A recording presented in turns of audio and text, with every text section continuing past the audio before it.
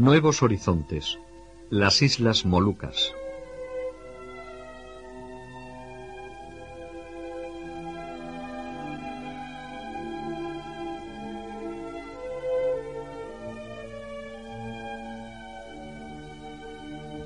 A través de las 1000 dificultades y sufrimientos, Javier va descubriendo la voluntad de Dios.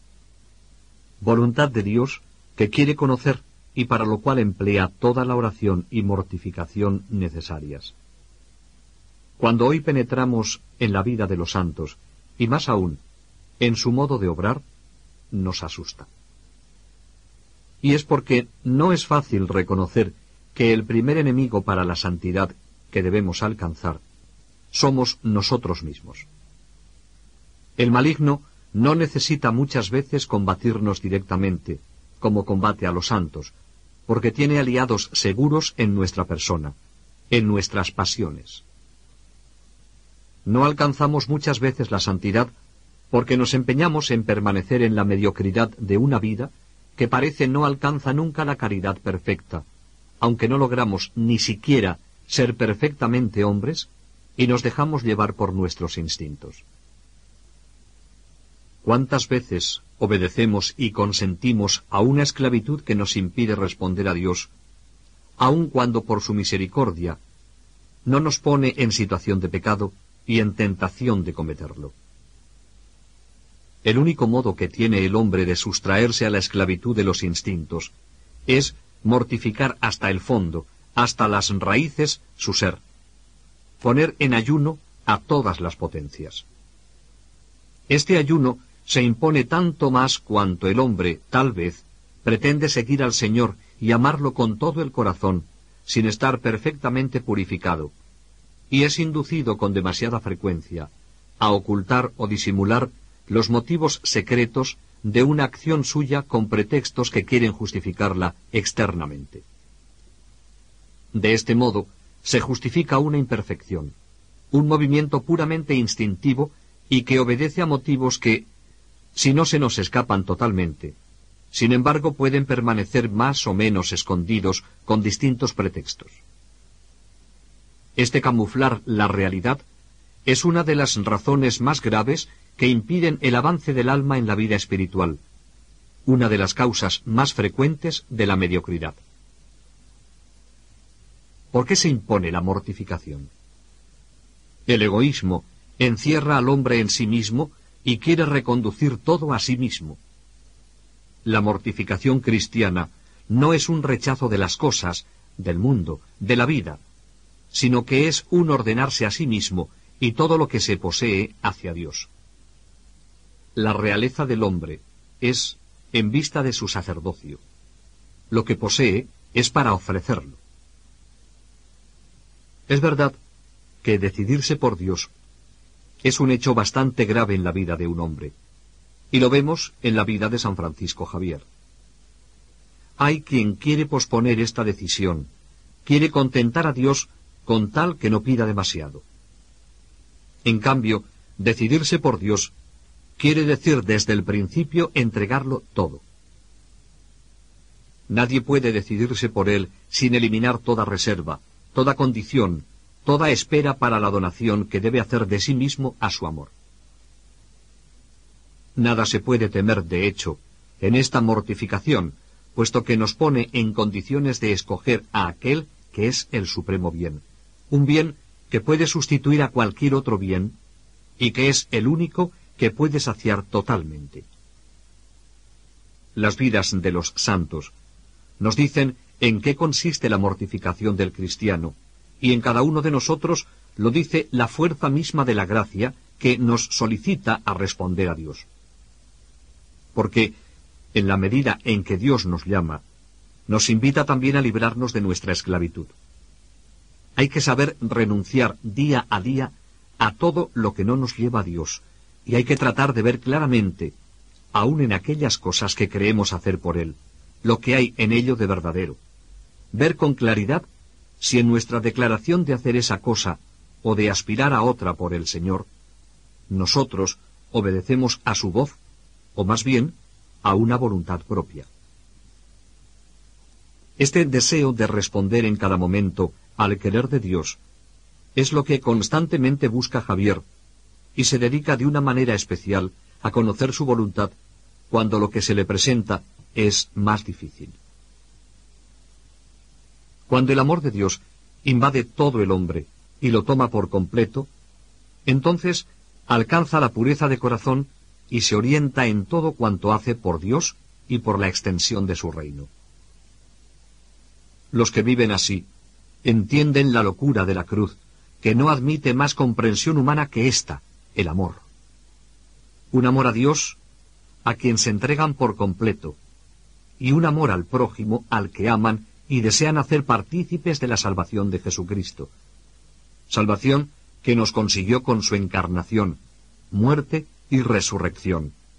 Porque el amor de Cristo, hasta morir crucificado, no tiene otra explicación que la salvación o la condenación del hombre para siempre. Y solamente para librarnos de esta y alcanzar aquella, es posible entender el amó hasta el fin. Un amor que por el riesgo de esa suprema alternativa en que se encuentra el hombre sobre la tierra, sigue moviendo todos los resortes de su soberana intercesión en los cielos ante el Padre, y de su celo en este mundo, sin darse tregua por la salvación de todos. Francisco Javier entendió muy bien que la obra más grande y más divina es cooperar a la salvación de las almas. Desde esta perspectiva se entrega, movido por un celo fervoroso, diligente y activo, a oraciones y penitencias y a un apostolado incansable, heroico, porque el amor de Cristo le urge y comprende que colaborar en la extensión del reino de Cristo es la obra más importante que hay que realizar mientras estamos en este mundo.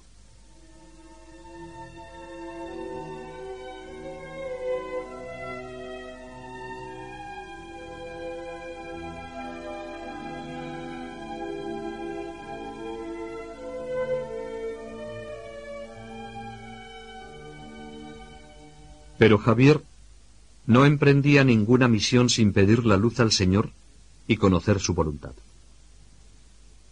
En la pequeña colonia lusitana, situada en Santo Tomé, junto al sepulcro del apóstol Santo Tomás, Javier recibió amistoso hospedaje en la vivienda del señor cura párroco, Gaspar Coello, y dirigió su primera visita a la tumba del apóstol, a quien veneraba principalmente como apóstol de la India. En este santo lugar tomé, por oficio, ocuparme en rogar a Dios me diese a sentir su santísima voluntad. Era frecuente en Francisco Javier, a pesar de su cansancio, pasar parte de la noche en oración, solicitando de Dios le diese a conocer su voluntad. Parece que en Santo Tomé su vida de oración y de penitencia se hicieron más intensas. Veía la necesidad de arder por dentro para que prendiese el fuego por fuera. Recordaba las palabras del Maestro: fuego he venido a traer a la tierra, ¿y qué quiero sino que arda? Estos ardores son los de Javier. En una pequeña choza, de rodillas ante un crucifijo, en plena noche, pasa horas y horas en oración silenciosa. Alterna la oración con la penitencia. Se disciplina duramente y, puestos los brazos en cruz, pide a Dios ayuda. Cuando se dio cuenta Coello, le avisó diciendo: «Padre Maestro Francisco, no vayáis solo a la choza del jardín, porque allí andan los diablos». Se sonrió Javier, pero en adelante se llevaba consigo a su criado malabar Antonio y le hacía dormir a la puerta de la casita. Una de las noches oyó unas voces que salían de la choza. Era la oración de Javier, que se había hecho como angustiosa, y le oyó gritar una y más veces en alta voz: «Señora, ¿y vos no queréis ayudarme?». Al mismo tiempo, se oían descargar recios golpes que duraron por largo rato. ¿Por qué oraba así Javier? Eso no lo sabremos nunca. Su oración fue larga, con este grito a Nuestra Señora. Pediría luz para ver qué nuevos derroteros debían seguir sus pasos. Un apóstol tiene que ir impulsado por Dios, y él quiere que su misión en las Islas Molucas sea una misión divina, querida por Dios. Pediría nuevos misioneros. Se encontraba rebasado y necesitaba personas generosas que, dejándolo todo, fueran allí, a esa cosecha tan madura. Veía las universidades europeas llenas de juventud, y él tenía misiones importantes para estos deseos de almas grandes y generosas. Se necesitan misioneros, por eso reza. A la mañana siguiente, el párroco Gaspar Coello no encontró al padre Francisco en los maitines, sino enfermo en su casa. 2 días estuvo enfermo, pero en cuanto se recuperó, continuó su oración nocturna. La oración de Javier era el sustrato esencial de su vida misionera. Qué elevaciones de intimidad y de amor a Jesucristo en estos ratos de soledad. Su temperamento afectivo encontraba cauce abierto en el amor entrañable a Jesucristo y a los hombres. Y la iluminación del cielo llegó, con grandes consolaciones y con una gran claridad. Vio lo que Dios quería y se determinó a realizar sus deseos, estando dispuesto a superar todo tipo de dificultades. Este es Javier, el de alma grande y generosa. Él mismo escribe: quiso Dios, por su acostumbrada misericordia, acordarse de mí, y con mucha consolación interior sentí y conocí ser su voluntad, fuera yo a aquellas partes de Malaca. Y para que sepan pedir a Dios acrecentamiento de fe y gracia para guardar su ley, traduciré en su lengua el Padre Nuestro y el Ave María y otras oraciones. Estoy tan determinado a cumplir lo que Dios me dio a sentir en mi alma, que de no hacerlo, me parece iría contra la voluntad de Dios, y que ni en esta vida ni en la otra me haría merced. Y si no hubiera este año barcos portugueses para Malaca, me iría con navíos de moros o gentiles. Tengo tanta fe en Dios nuestro Señor, por cuyo amor solo emprendo este viaje, que si no hubiera este año en la costa ningún navío, y partiese un catamarán o junco costero, me iría en él confiadamente, puesta toda mi confianza en Dios. Qué claro habla Dios. En Santo Tomé esperó Javier el momento oportuno para embarcarse hacia horizontes nuevos, las Islas Molucas.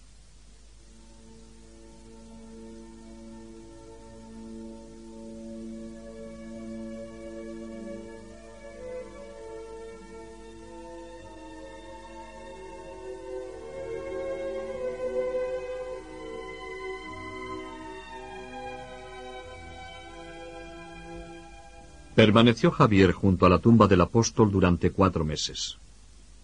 El tiempo que le quedaba libre de la oración lo empleaba, como siempre, en trabajar por las almas.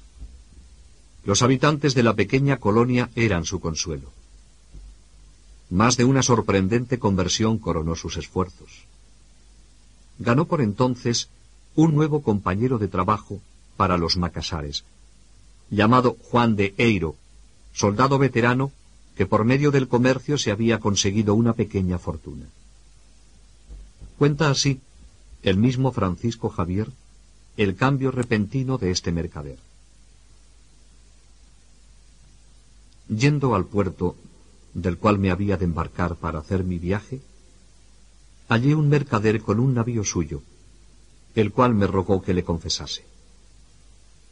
Y quiso Dios por su misericordia darle tanto a sentir dentro de su alma, que un día se confesó y al siguiente se determinó a vender el navío y todo lo que tenía, dando a los pobres todo, sin guardar nada para sí, como liberal despensero. Y así nos embarcamos camino de Macassar. Finalizaba el mes de agosto, y con un calor sofocante, se embarca Javier acompañado de Juan de Eiro camino de Malaca. Llevaba consigo una reliquia de Santo Tomé, regalo del señor párroco. En adelante, la traerá siempre en un relicario pendiente al cuello, junto con la firma de su padre Ignacio y la fórmula de sus votos. Así se embarcan, con la confianza puesta en Dios y un total desprendimiento de los medios humanos. Este es el estilo más peculiar de Javier, y el que suscita cambios tan radicales en los que le conocen. Un mes de navegación, con todos los sufrimientos y angustias que esto significa. Va camino de Macassar, pero han de hacer escala para esperar vientos mejores en Malaca. Dios va conduciendo a Javier, y en Malaca le orientará hacia otros horizontes. 3 meses permanece con su compañero en Malaca. Este tiempo lo emplea en familiarizarse y tomar contacto con el mundo malayo oriental, en aprender los rudimentos indispensables de la lengua malaya y en traducir a esta lengua, con ayuda de gente entendida, las partes más importantes de la doctrina cristiana. Además, nunca dejaba sus acostumbradas ocupaciones apostólicas. Los enfermos del hospital merecieron sus primeros cuidados.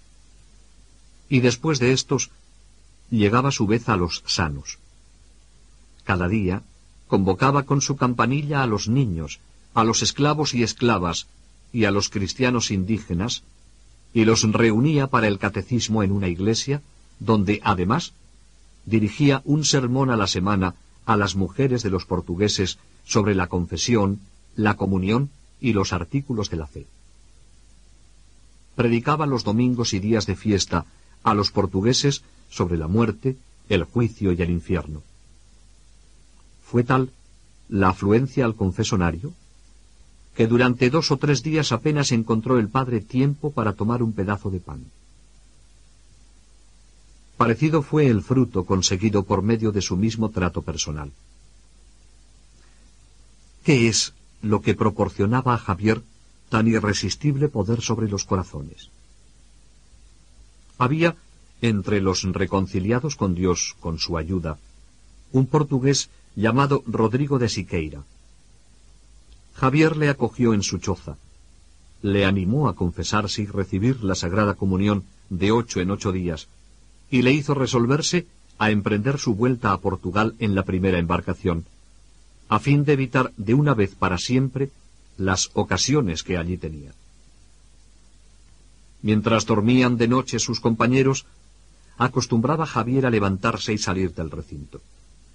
Siqueira lo advirtió y tuvo curiosidad de observar lo que hacía. Se ocultó un día y vio cómo desaparecía el padre en una choza próxima.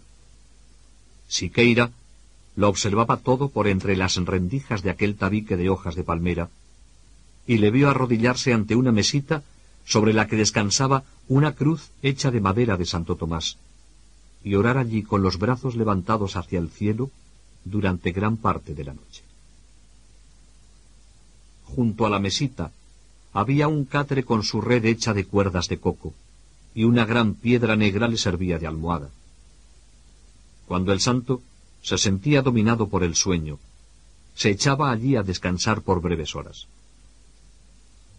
Tanto Siqueira como Juan de Eiro, con Antonio y Diego Pereira, le encontraron así repetidas veces durante las noches siguientes. No es de extrañar la veneración que tenían por el padre. Aún los mismos paganos y mahometanos le llamaban el Santo Padre, y le besaban la mano al encontrarle de camino.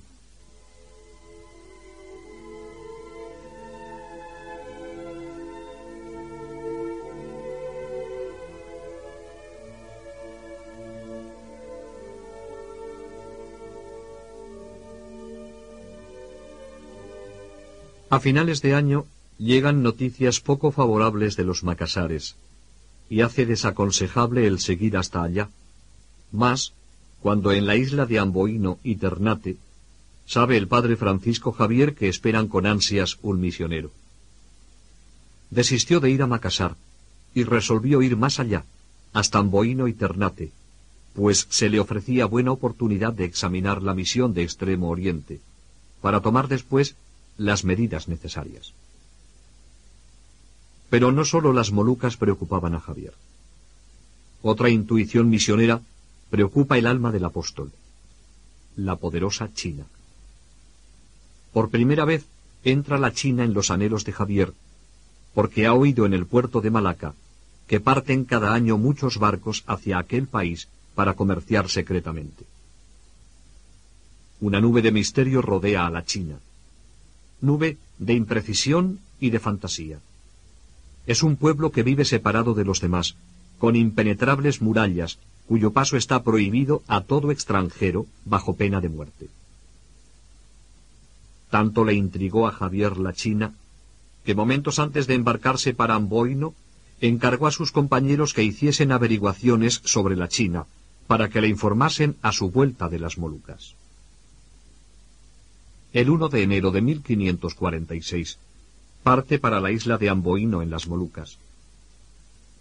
Mes y medio de dificilísima navegación entre laberintos de islas. Fue tan difícil la navegación que temía el piloto haber dejado atrás la isla. Cuando menos lo esperaban, a los pocos días, se encontraron en sus costas. Francisco Javier, con Juan de Eiro, pasará en Amboino 4 meses, pero recorriendo también otras islas cercanas. Muchos de los isleños vivían en las casi inaccesibles y escarpadas montañas del interior. Hacía mucho que había muerto el único sacerdote de la isla, y Javier, animado de su caridad, se fue por las aldeas recorriendo aquellas playas cubiertas de palmeras, atravesando aquellos densos y sofocantes bosques vírgenes, y trepando por los escarpados senderos de sus montes a visitar a los cristianos, bautizar a los niños e instruir y fortalecer en la fe a los adultos. Manuel, el hijo del cacique, era su compañero en todas estas correrías. En ellas aprenderá aquella sentencia que el padre tanto le repetía y que él no olvidará jamás. Manuel, qué hermoso es morir por Jesucristo. Aprovechando el viaje de un mercader, y en compañía de 2 portugueses, se lanzó a la arriesgada empresa de visitar la gran isla de Baranula, Cerán, al norte de Amboino, donde habitaban los alfures, temibles salvajes cazadores de cabezas. Aquí sucedió un milagro tan curioso como sorprendente. Mientras se remontaban hacia el norte, se levantó una tormenta que hacía peligrar la navegación. Javier se quitó el crucifijo del cuello y lo introdujo en el mar entre las encrespadas olas. Rogó en alta voz a Dios para que, por los méritos de Jesucristo, se calmase la tormenta. La tormenta se apaciguó al momento, pero con gran desilusión y disgusto del santo, el crucifijo se había hundido en el mar por haberse roto el cordón entre las olas. 24 horas después, llegaban a las playas de Baranula. Mientras los mercaderes se ocupaban en el cargamento, Javier con sus compañeros se dirigieron hacia la aldea caminando por la playa. No habían avanzado mucho cuando ven salir del agua un cangrejo que traía en las tenazas de sus patas el crucifijo de Javier. Al verlo se arrodilló y dio gracias a nuestro Señor que tan bondadoso se mostraba con este incansable misionero. Se dirigieron a la aldea de Tamilau, donde estuvo ocupado en predicar los 8 días que emplearon los mercaderes en la carga y descarga. Pero los musulmanes permanecieron obstinados y ni aun quisieron oír hablar del cristianismo. Al volver de Amboino, el barco remero en que viajaban hizo también escala en la islita de Nusalaut. Habitaban en ella gentes feroces, semejantes a las de los bosques de Baranula. También estos se hicieron sordos a la voz de Dios, y sólo un joven se decidió a recibir el bautismo. En junio dejaba Amboino, roturada ya para futuros misioneros, y se dirige a la isla de Ternate.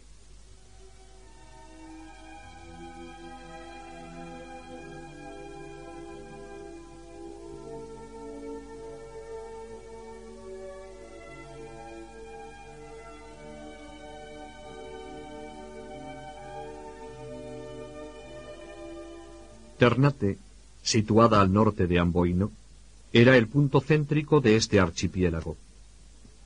En una lancha remera malaya hizo Javier el viaje de Amboino a Ternate. Viaje terriblemente peligroso y que pocos se aventuraban a realizar. En aquellas latitudes, los cambios de los tiempos son frecuentes. Aparecen repentinos huracanes y corrientes impetuosas de agua entre las numerosas islas. Eran 2 semanas de viaje, siempre al borde de la muerte. La isla de Ternate era el centro comercial del clavo aromático y la última posesión de los portugueses en el extremo oriente.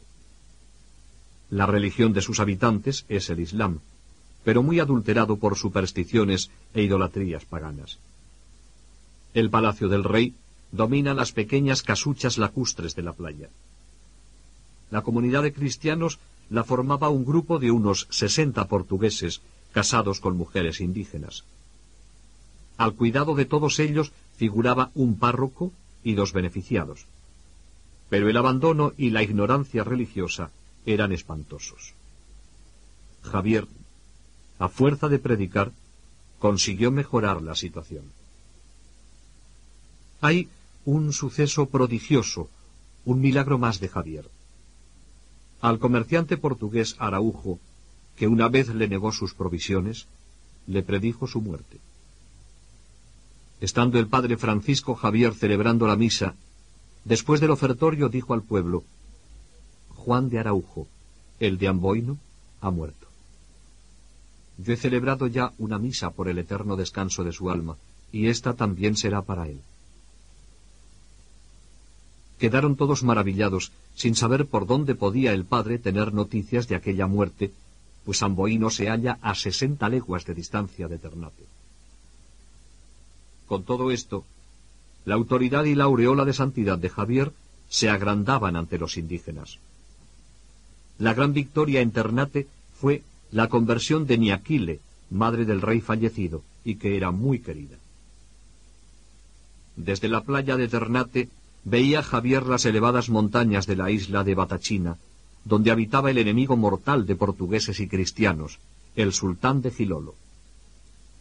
Al otro lado de aquellos montes vivían los abandonados cristianos de la isla del Moro. Hacía 12 años que, amenazados por los mahometanos, se habían puesto bajo la protección de Portugal y de sus aliados, los habitantes de Ternate, y habían recibido el bautismo. Pero el fanático sultán de Gilolo conservó la soberanía sobre su isla y se vieron abandonados de sus protectores. La mayor parte de sus habitantes apostataron, mataron a sus sacerdotes, quemaron sus iglesias y se sometieron de nuevo al señorío de Gilolo. Es verdad que en 1536 y 38 se logró reconquistar a los más y bautizar nuevas aldeas. Pero desde aquella época ningún sacerdote se había atrevido a seguir viviendo entre ellos, sobre todo últimamente, pues el sultán se había hecho más poderoso que nunca. Javier se decide a ir allí a visitar a aquellos desamparados. Su impaciencia divina le impulsaba a acudir allí. Eran las islas del Moro tan peligrosas que todos los amigos le disuadían del viaje. Allí habitaban los tabaros, cazadores de cabezas, y el veneno estaba a la orden del día. Javier, ante la dificultad, se agiganta. Su impaciencia crece, y ante la negativa de dejarle embarcar de algunos capitanes, les dice: si vosotros no me concedéis embarcación, con la voluntad de Dios por ayuda, atravesaré a nado el mar con rumbo a la isla del Moro. Solo esta frase basta para retratar a un hombre. Impetuoso, constante, decidido hasta el fin, cuando veía la voluntad de Dios. Su determinación vence, y a mediados de septiembre de 1546 sale rumbo a las Islas Deseadas. Será su última correría por las Molucas.